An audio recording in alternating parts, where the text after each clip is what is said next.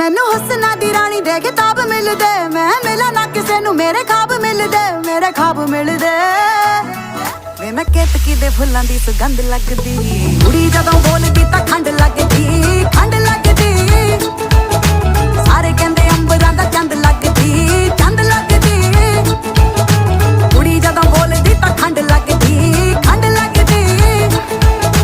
ਸਾਰੇ ਕਹਿੰਦੇ ਅੰਬਰਾਂ ਦਾ ਚੰਦ ਲੱਗਦੀ, ਚੰਦ ਲੱਗਦੀ।